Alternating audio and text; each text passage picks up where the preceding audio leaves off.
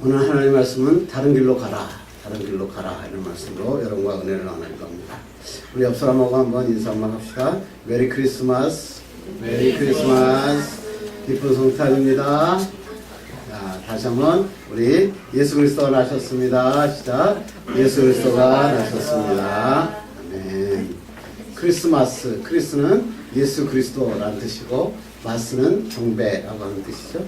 그래서 크리스마스다 그러면 예수 그리스도가 나심을 축하하며 경배하는 날, 그리스도인에게 아주 큰 명절 중에 하나인 것입니다. 근데 이상하게 시간이 지나면서 이 크리스마스에 대한 성탄절이 없는 사회가 우리나라 사회가 되는 것 같습니다. 길거리를 걸어다니면 이 저작권 때문에 이 하나님의 그 캐롤성이 다 끊어져 가지고 캐롤 소리를 듣기가 굉장히 어려워졌습니다. 아파트 정문 그리고 백화점에 가면 트리를 볼 수 있지만 길거리를 지나가 보면 크리스마스 트리도 보기 어려운 성탄절이 없는 사회, 그것이 우리 한국이 되지 않았나 그렇게 생각이 됩니다. 특히 2016년도 보면 참 힘든 격동의 시간들인 것 같습니다. 국가도 그렇고 교회들도 그렇고 상처를 남긴 한 해였다 이렇게 생각이 듭니다. 희망보다는 절망, 또 희망의 지도자보다는 새로운 지도자를 갈망하는 그런 사회가 되었습니다. 제가 청문회 중계를 딱 보면서 이런 생각이 들더라고요. 질문하는 국회의원들은 정말로 질문할 자격이 있는가? 저 사람들은 정말로 이 국민들이 원하는 그러한 길을 걸어가고 있는가? 그런 생각이 들었습니다. 이 정치뿐만 아니라 교회도 마찬가지입니다. 교회도 내적으로는 교회들이 자신감을 잃어버리고 말았어요. 그리고 바깥으로는 세상 사람들로부터는 뭐예요? 신뢰감이 잃었습니다. 그래서 교회가 옛날에는 참 믿을만하다 그랬는데 요새는 교회에 대해서 믿음을 갖고 있는 사람들이 굉장히 적어진 것 같습니다. 이때 하나님께서 우리에게 성탄을 통하여 무슨 말씀을 하실까? 저는 원하는 말씀을 통하여 하나님께서 주시는 말씀이 다른 길로 가자 이런 말씀으로 여러분과 은혜를 나누기를 원합니다. 해마다 12월 25일이 성탄절입니다. 작년도 25일도 12월 25일도 성탄절이었고 금년 오늘도 성탄절이고 아마 내년에도 12월 25일은 반드시 성탄절일 것입니다. 그리고 또 성탄절이 지나고 한 주일을 지나면 새해가 맞이어집니다. 해마다 똑같이 반복됩니다. 그래도 감사한 건 뭐냐면 성탄절을 통해서 예수 그리스도의 나심을, 예수 그리스도가 계심을 다시 한번 확인하고 새해를 맞이하게 되니까 그게 축복의 우리 시간들인 것 같습니다. 그런데 저는 이 말씀을 준비하다가 이런 생각이 들었습니다. 언젠가 한번 우리의 성탄절이 내 생애의 마지막 성탄절이 될 날이 반드시 있을 것이다. 내 생애의 마지막 성탄절이라면, 오늘이 만약 내 생애의 마지막 성탄절이라면 나는 오늘 어떻게 지냈을까? 어떤 마음으로 하나님 앞에 예배할까? 여러분이 오늘 성탄절 마지막이라고 생각한다면, 내 생애의 마지막 오늘이 성탄절이라고 하면 여러분은 어떻게 예배하시겠습니까? 작년의 성탄절과 아무것도 다르지 않게 그냥 똑같이 예배하실 수 있겠습니까? 아니면 마지막 성탄절이니까 정말로 하나님 앞에 올바로 예배하고 우리 어린애들에게 사랑한다고 한번 고백해보고 정말로 내가 너를 사랑하는 그 사랑을 한번 전하는 그런 멋진 성탄절이 되지 않을까 이런 생각을 해봤습니다. 오늘 내 생의 마지막 성탄절이라고 생각하시고 하나님 앞에 예배하고 또 우리 어린이들에게 사랑한다고 좀 품에 안아주시고 함께하는 그런 시간들 되기를 주님의 이름으로 축원합니다.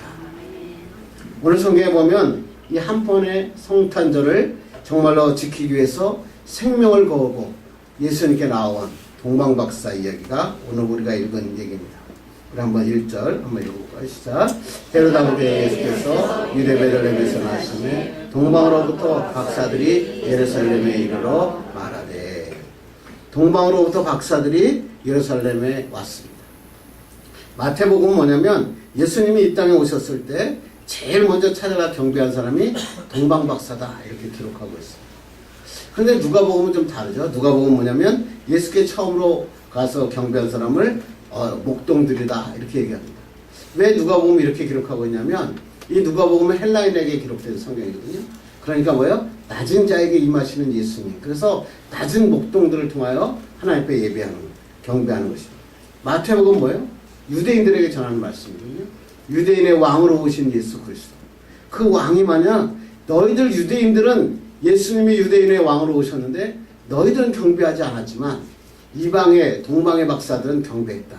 이 말은 뭐냐면 마태복음 28장에 이 성경의 글을 이미 예상하고 쓰여진 글입니다. 우리 한번 28장 한번 읽어볼까요? 시작. 그러므로 너희는 가서 모든 민족을 제자로 삼아 아버지와 아들과 성령의 이름으로 세례를 베풀고. 그러니까 가서 모든 민족을, 족속을, 민족을 제자로 삼아라. 그러니까 너희들에게 유대인이라 왕으로 오셨는데 너희들은 예수님을 영접하지 않았지만 이 예수님의 복음은 온 전 세계 모든 민족에게 전해지는 놀라운 축복의 말씀이 이 예수님의 복음이다. 이렇게 말하면서 오늘 동방박사를 출연하고 있는 마태를 우리가 발견하게 되는 것입니다. 동방박사는 마고스라고 하는 말인데요. 동방 페르시아에서 아주 현명하고 아주 똑똑한 지혜자들이었어요. 거기에서 명성이 있었고 영향력이 아주 대단했던 사람들입니다. 근데 이 사람들이 와가지고 오늘 이렇게 이야기합니다. 한번 2절 읽어볼까요? 시작. 유대인의 왕으로 나시니가 어디 계시냐? 우리가 동방에서 그를 보고 그에게 경배하러 왔느니라. 유대인도 지금 하나님을 경배하지 못하는데 동방은 여기서 유대 헤로다 대왕 앞에서 이렇게 묻습니다. 유대인의 왕으로 나시니가 어디 계십니까? 동방에 있는 박사들은 메시아에 대해서 들었고 메시아에 대해서 연구하기 시작합니다. 구약 성경을 다 통틀어서 메시아가 누군가? 메시아는 어디서 날 것인가? 그 이 메시아가 바로 유대인의 왕이구나. 그 메시아가 베들레헴에 난다는 것을 이들은 알고 있었어요. 말씀을 연구한 것만 끝내는 것이 아니라 말씀을 받아들였고 믿었습니다. 그리고 말씀에 생명을 걸고 살았던 사람입니다. 별을 아마 별 보고 점을 치는 점술가였다 이렇게 어떤 사람들이 얘기하는데요. 만약 그렇다면 자기의 목숨을 걸고 이곳까지 찾아오지 않았을 것입니다. 왜 그러냐면 동방에서 베들레헴까지는 우리로 얘기하면 1600km. 엄청난 길이죠. 그냥 걸어서 40일 정도. 40일을 걸어야 되는데 그것도 별을 따라 걸어야 되니까 낮에는 쉬고 밤에만 걸어야 돼요. 그러니까 40일 동안 걸어야 되는데 이때 아라비아 사막을 건너야 되고요. 거기서 짐승도 나타나고 배고프고 어떻게 그 40일 동안의 음식을 다 준비하고 왔었겠어요. 거기도 황금과 유황과 모략을 가지고 40일 동안 걸었습니다. 주석자들은 이 길을 갖다가 죽음의 길이라고 표현합니다. 왜냐하면 그 춥고 배고프고 사막의 길 목마르고 그 길을 통과해서 고난의 길을 통과해서 동방의 박사들은 단 한 번 예수 그리스도를 만나는 그 경배의 것을 위해서 걸었다. 그렇게 얘기하는 거죠. 그래서 우리가 성경 찬송가 116장에서 동방박사 박사들 그런 얘기 나오잖아요. 거기에 뭐야? 귀한 예물 가지고 산을 넘고 물을 건너 별 따라 왔도다. 그렇습니다. 탄생하신 예수님께 한 번 경배하기 위해서 죽음을 무릅쓰고 생명을 걸고 그 하나님 앞에 나온 것입니다. 여러분도 우리 하나님 앞에 예배할 때 우리의 생명을 걸고 예배하는 멋진 여러분 되기를 간절히 바랍니다. 그래서 오늘 동방박사를 통해서 여러분 너무나 많은 설교를 들었겠지만 이 동방박사를 통해서 하나님이 우리에게 무슨 말씀을 하시고 싶은가 말씀을 통해서 은혜 받기를 간절히 바랍니다. 첫째 우리가 생각하고 싶은 것은 뭐냐면 동방박사가 길을 잃었다는 것입니다. 오늘 2절 보니까 유대인의 왕으로 나시니가 어디 계시냐 이렇게 묻습니다. 그 사람이 하나님 앞에 길었는데 동방의 박사들이 예루살렘에 지금 왔는데 지금 데낫에 도착했습니다. 밤에 별을 따라 왔는데 데낫에 도착하니까 지금 뭐예요? 별이 보이지 않는 것입니다. 근데 마음이 조급하니까 빨리 가야겠다. 빨리 예수님께 경배하고 싶었습니다. 근데 앞에 보니까 예루살렘 왕궁이 있는 겁니다. 유대인의 왕이니까 저기에 아마 유대인들이 와서 경배해서 유대인의 왕으로 아마 모셨을 것이다. 이렇게 생각하고 잠시 판단을 잘못합니다. 별을 따라가야 되는데 지금 인간의 생각을 하게 됩니다. 그래서 헤롯 왕궁으로 들어와서 이 한 번의 길을 해서 왕이 어디 있느냐 이렇게 물어봅니다. 이 한 번의 인간의 잘못된 판단으로 그때 2살 아리에 모든 베들레헴에 있는 아이들이 다 죽는 부모들의 울음과 눈물이 있는 엄청난 사건이 일어납니다. 무슨 말씀을 하시는 거죠? 우리 그리스도인에게 하시는 말씀이 오늘 보니까 이 헤롯이 이 말을 듣고 뭐냐면 헤롯 왕과 온 예루살렘이 듣고 소동했어. 하나님이 이 말씀을 왜 적으셨죠? 우리가 하나님의 인도를 따라 별을 따라 왔으면 끝까지 별을 따라가야 돼. 그런데 하나님의 말씀 따라 예수 믿고 그리스도의 신앙생활을 하다가 갑자기 하나님보다 사람이 눈에 보일 때입니다. 별보다 세상의 빛, 왕궁, 헤롯이 야 사람에게 가면 이 내가 뭔가를 얻을 수 있겠구나. 세상의 힘을 의존하고 살아갈 때가 있다고 하는 것입니다. 그런데 지금 유대인의 왕이 누굽니까? 헤롯 왕이거든요. 헤롯 왕 보고 너 유대인의 왕이 어디 있느냐 물어보고서 뭐예요? 죽음을 의미합니다. 그렇습니다. 별을 따라왔으면 하나님의 말씀을 따라가면 끝까지 죽을 때까지 세상 의지하지 말고 하나님만 의지하며 살아가야 된다. 이렇게 말하는 것입니다. 저도 인생을 살다 보니까 길을 잃어버릴 때가 있더라고요. 나름대로 신앙적으로 살았고 별을 따라 살아가고 생각하는데 갑자기 인생의 길을 잃어버릴 때가 생깁니다.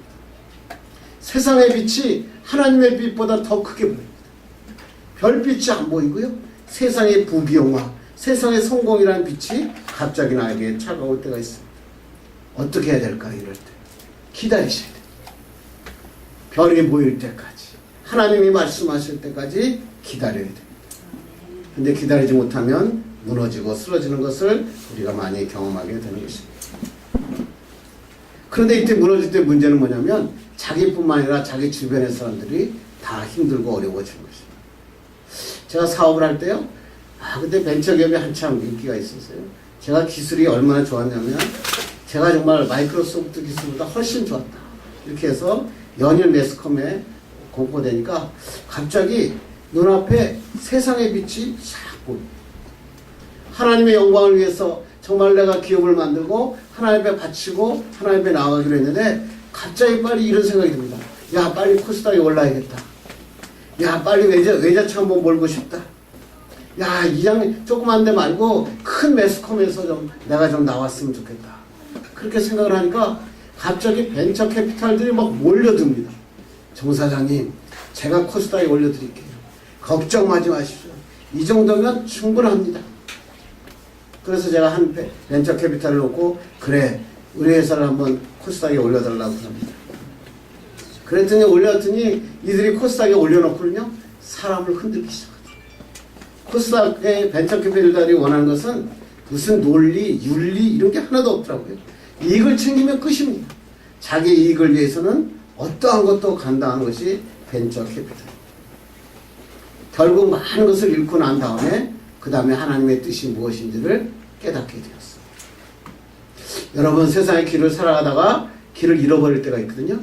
그럴 때 기다리십시오. 하나님이 말씀하실 때까지 하나님의 별이 보일 때까지 기다리는 여러분 되기를 주님의 이름으로 축원합니다. 또 하나님의 길을 기다렸더니 어떤 역사가 일어납니까? 한번 9절 한번 읽어보시죠. 박사들이 왕의 말을 듣고 갈새 동방에서 보던 그 별이 문득 앞서 인도하여 가다가 여기 있는 악이 있는 곳 위에 머물러 서 있는지라. 다시 주님의 길을 걸어가기로 이 동방 박사들이 결정하고 다시 길을 나서니까 그 별에 뭐가 나왔다고요? 동방에서 보던 그 별. 다시 말하면 하나님이 제시한 그 별이 다시 나와서 동방의 박사들을 인도하게 시작했다. 저 이 말씀 듣다 이런 생각이 들었어요. 야 그렇구나. 사람에게 실망하면 하나님이 일하기 시작하는구나. 사람의 도움을 포기하면 하나님이 나를 인도하시는 거야. 이게 바로 그리스도. 우리 인생에서 길을 잃고 방황할 때 주님을 기다리면 반드시 주님이 여러분을 인도해 주십니다. 사람들이 날 도와줄 것 같죠? 전혀 그렇지 않습니다. 어떤 사업하는 친구들이 가끔 가다가 저에게 아이템을 가지고 와서 이렇게 얘기합니다. 정 목사님, 정사님, 이거 사업 아이템 기가 막힙니다. 이거 그냥 하면 대박입니다. 어떤 분은 저한테 와서 이거 하면 몇 조는 수익이 납니다. 저는 그 사람들에게 이렇게 얘기합니다. 속으로 이렇게 얘기하죠. 그 대박 아이템이 어떻게 당신한테까지 왔겠습니까? 세상에 이렇게 멍청한 줄 아십니까? 대박 아이템이면 자기가 대박을 쳤지 왜 그걸 들고 당신에게까지 왔겠냐.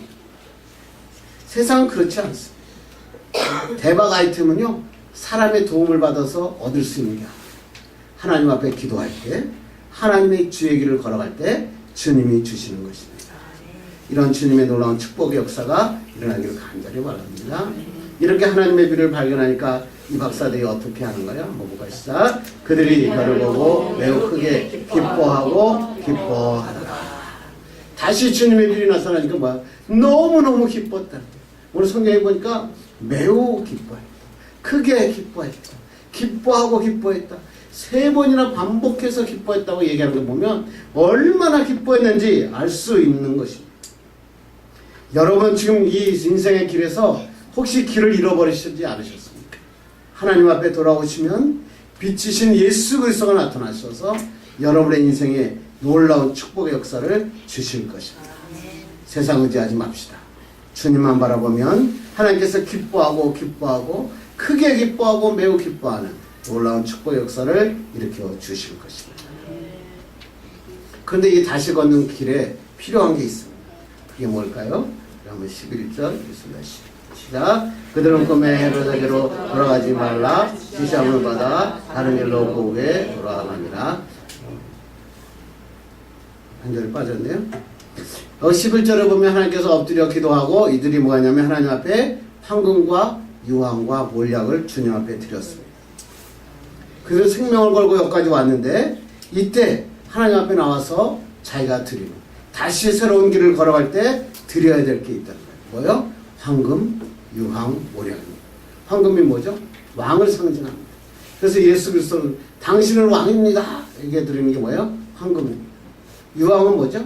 선지자들이 제단에서 불을 피워서 하나님 앞에 제사 드릴 때 쓰는 그 향이 뭐냐면 유황입니다. 그래서 그 유황은 뭐냐면 하나님 당신은 하나님이십니다. 예수 그리스도 당신이 대제사장이십니다. 거기서 하나님께서 또 몰약을 드릴 때 몰약은 뭐예요? 장례를 칠 때 쓰는 향입니다. 그 향은 뭐예요? 예수 그리스도의 십자가의 죽음을 묻죠. 그 십자가의 죽음은 뭐랄까요? 당신은 우리의 구세주이십니다. 동방의 박사들은 메시아에게 자기들이 가장 귀하게 쓰이는 황금과 유황과 몰약을 주님 앞에 드렸다고 하는 것입니다. 주님의 길을 가기 위해서 우리가 가장 중요한 게 뭐냐면 여러분의 귀중한 보배압을 열으셔야 됩니다. 그 보배압이 뭡니까? 사업을 통해서 내가 물질을 많이 얻어가지고 많은 성공을 하고 싶으십니까? 내가 돈 좀 많이 벌고 싶으십니까? 그러면 하나님 내가 가장 중요한 돈을 주님, 물질을 주님께 드리셔야 돼요. 어디서 막 재능을 통해서 뭐 피아노, 바이올린, 첼로 뭐 또 이런 걸 통해서 내가 하나님의 영광을 돌리겠다고 생각하시면 그 재능을 먼저 주님께 드리셔야 돼요. 어디서 내가 건강을 통해 가지고 하나님 정말로 사람들에게 많은 일을 하고 싶다고 생각하시면 내가 지금 내가 가지고 있는 육체, 내가 가지고 있는 시간을 주님께 드리셔야 됩니다. 그러면 하나님께서 여러분을 사용하여 주십니다. 이것이 보배압이고 이것이 유황이고 이것이 몰약입니다. 근데 사람들은 어떻게 하냐면 가장 자기가 귀중하게 여기는 것은 숨겨놓고 자기가 가장 필요 없는 것을 주님께 드리는 사람이 많습니다. 그런 사람은 하나님 뭐라고 그러시면 그래 너도 하나님 앞에 필요 없는 사람이다. 여러분이 가장 생각하고 가장 원하는 것을 내가 바라는 것이 있다면 먼저 주님께 드리고 하나님의 영광 가는 길을 사는 여러분 되기를 간절히 바랍니다. 이런 하나님의 황금과 유황과 몰약을 들었을 때 하나님의 말씀이 나타납니다. 우리 12절 읽겠습니다. 시작. 그들은 꿈에 헤롯에게로 돌아가지 말라 지시하심을 받아 다른 길로 고국에 돌아가니라. 저는 이 말씀이 너무너무 좋았어요. 야, 내가 이렇게 오랫동안 성경을 읽었는데 왜 이 말씀을 못 읽었어? 예수께 경배한 이 동방 박사는 헤롯에게 돌아가서 다시 그것을 보고하려고 그랬습니다. 그런데 하나님께서 뭐라고 했냐면 그 길로 가지 말라. 그렇게 하나님께서 말씀하셨습니다. 그러니까 하나님께서 뭐냐면 다른 길로 돌아가라. 결국 동방 박사는 다른 길로 고향으로 돌아간 것입니다. 왜 헤롯에게로 돌아가지 말라 그랬었을까요? 하나님이 동방 박사에게 하신 말씀이 뭐랄까요? 사람에게 의지하지 말라는 거예요.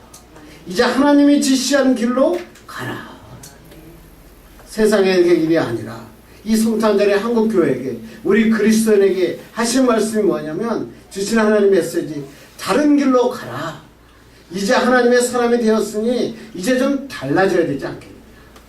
하나님 앞에 경배했으니 오늘도 예배하고 나갔는데 세상에 나가서 한번 똑같이 산다면 그리스도인은 아니다. 화날 때 참고 겸손하고 사랑하고 다른 길을 삶을 사는 것, 그게 바로 그리스도입니다. 오늘 우리에게 말씀하고 왔습니다. 헤롯의 말을 들어서 여기까지 왔을지라도 이제 우리가 걸어갈 길은 주님이 지시한 길을 통해서 걸어가야 됩니다. 이제까지 여러분 어떤 길을 걸으셨습니까?